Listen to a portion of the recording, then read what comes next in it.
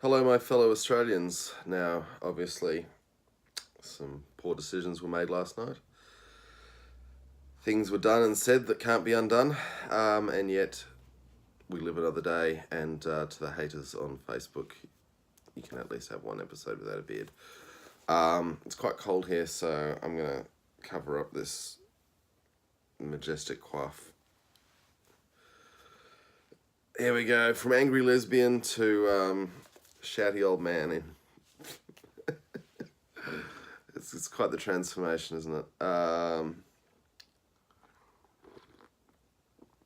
we have the Sunday Telegraph, to which we will now apply the faculty of critical thinking. So we're leading with the Falau bombshell. You'll go to hell. The warning from Dad that killed Izzy's rugby peace deal. So this is the culture warriors still trying to... they're talking about legislating for dealing with Israel Falau's workplace relations issues. You'd have thought a sensible bunch of human beings would say, hey mate, that social media post is a bit of a problem for us. And the recipient of that would go, oh, I'm really sorry. I didn't mean to cause you guys any grief. I'll just delete it because no social media post is really worth all this trouble. But no, this is Australia and the Murdoch press. We're going to be assholes all the way down. What else have we got? Secrets and Lies, Undercover, 16-page special edition. That's something to look forward to. Murder plotter Charlotte Lindstrom. Right, the Telegraph is going to take us for the first time inside the hidden world of our undercover police. Can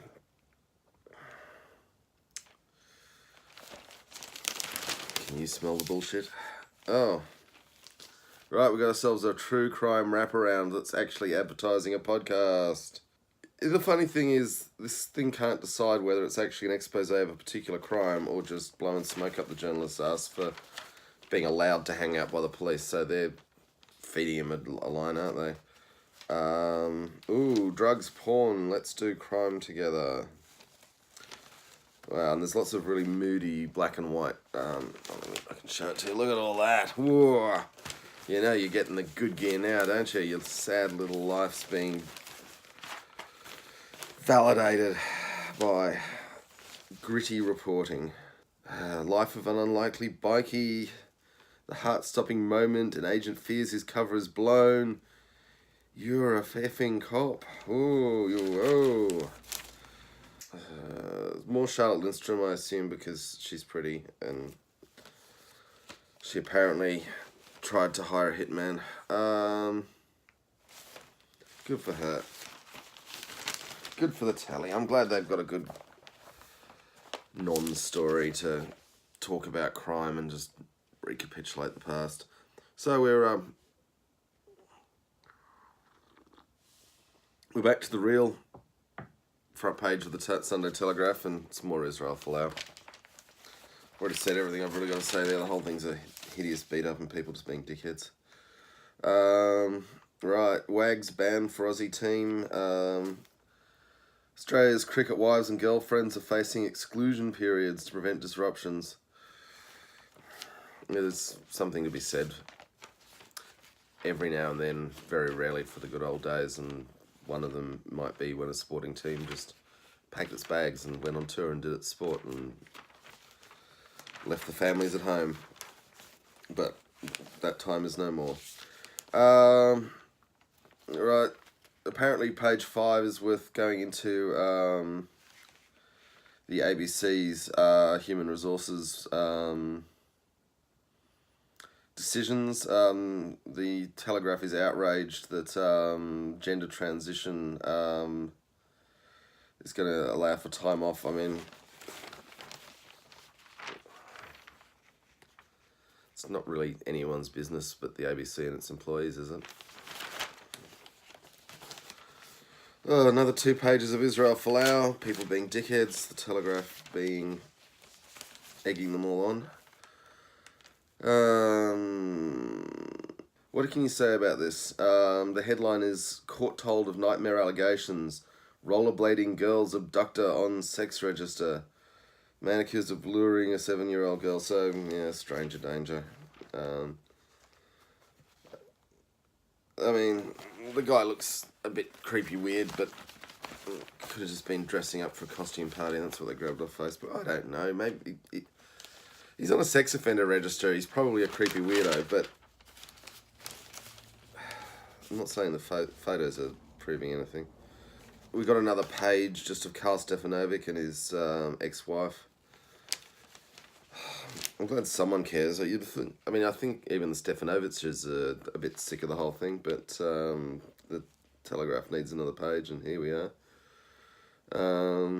We've got a special report into police sexism. Apparently the masculine force is stopping mums getting top jobs.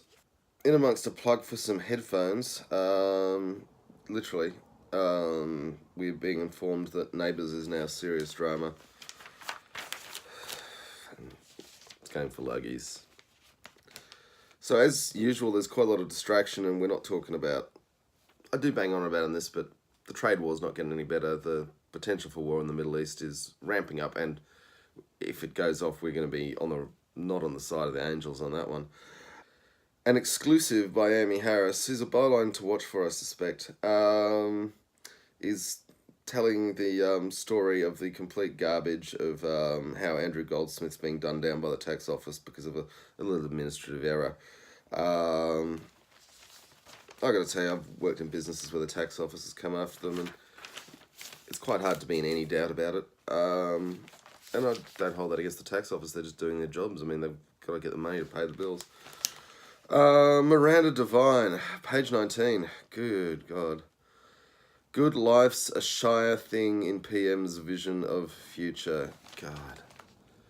Are we really going to try and turn the whole country into that fetid wasteland, the Cronulla Shire? My family comes from the Shire. I know the Shire and what it is, and it's the reason we left. That's the future. The Shire, the trouble is, not all of us have got easy walking access to the beach or boat marinas, do we? As you can tell, it's not exactly a warm day here. Maybe I should just move to the Shire. Everything will be better. Then I can lobotomise myself, read the Telegraph. I'm reading the Telegraph anyway. I'm reading it for you, though, dear reader, dear listener. God, apparently we need another 2 pages on Karl Stefanovic. It's just remarkable how little news they can cram into a newspaper. Mark Twain once said something along the lines of there are 2 sorts of people, those who don't read newspapers who are ill-informed, and those who do read newspapers who are misinformed. So the Daily Telegraph suggests that any dingo belting people with a 2x4 is the solution to veganism and animal activism. It'd be nice if Ernie could tackle the people keeping their animals in inhumane conditions, but vegans are annoying. The snitch. The snitch has only got a half of a page today, so there's really not too much going on in the world. And I'm not seeing anything there. So world, US and China in war of words. The Telegraph really likes wars of words, doesn't it?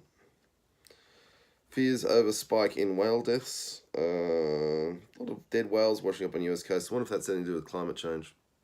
World news. You can buy the set of The Sopranos. World news.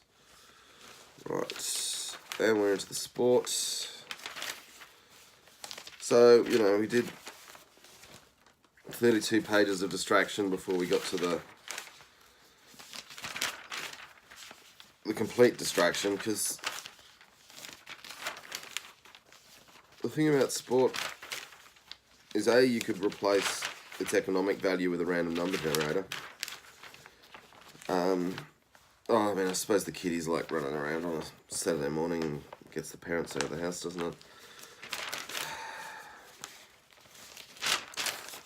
Horse torture, dog torture. Back to the human athletes. Raiders beat the Bulldogs, that's nice, because Bulldogs fans are scum. Obviously they're not all scum. Scum are just overrepresented in that fan base.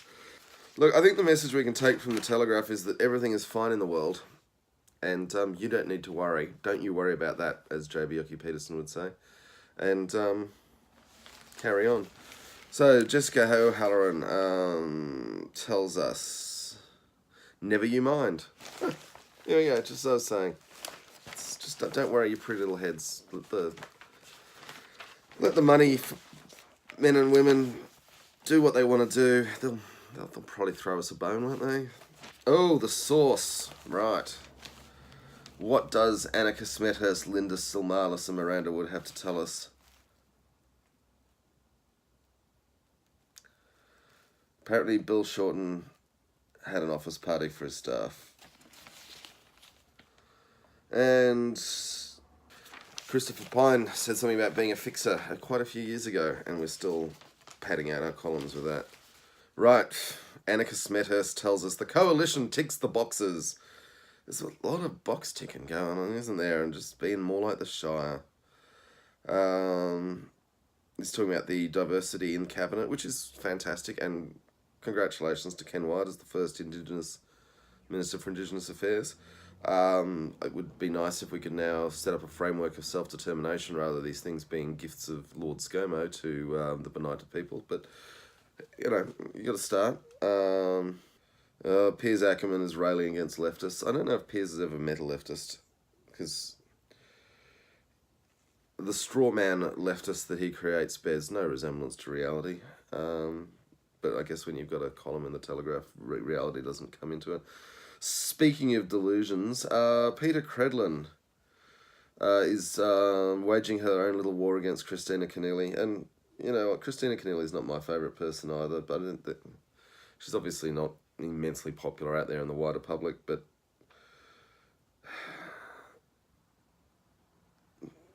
there's worse things in the world. There's bigger things to be worried about, you'd have thought.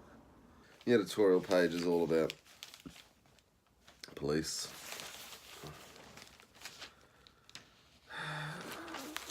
Holidays in Bali. There's a lot of holidays in Bali going on. The personal services pages are still busy. The worst ever Godzilla movie is 2.5 stars, is in many ways a greater indictment than a 1 or 2 star review, really, isn't it? Apparently there's a new Asterix movie out, that got 3 stars. Not sure I like the animation style on that, but I'm not really the target audience, am I? Cheat's Guide to the Secret Life. This whole... what's Duncan Lay doing now that Westeros is over? He's writing on Thor. In fact, he's writing about Avengers Endgame, a movie that came out a very long time ago now.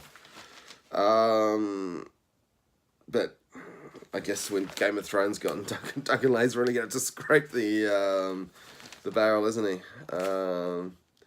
And wait, Sophie Turner's in the new X-Men movie, so we can bring some Game of Thrones back to talking about X-Men, which is a Fox property. Having said that, I like the X-Men movies. I thought Apocalypse was a bit rubbish, but the other ones, I'm quite a fan. Oh, obviously The Last Stand, not good. So X-Men movies, hits and misses, but some pretty good ones.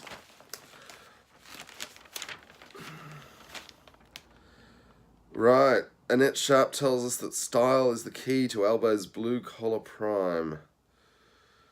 You see, the Telegraph's a bit, conflicted, isn't it? Because Albo is a Central Sydney man, and they like to think of themselves as a Central Sydney newspaper. But then again, when you've got ScoMo and the Shire... no. Back page, Ali Wong.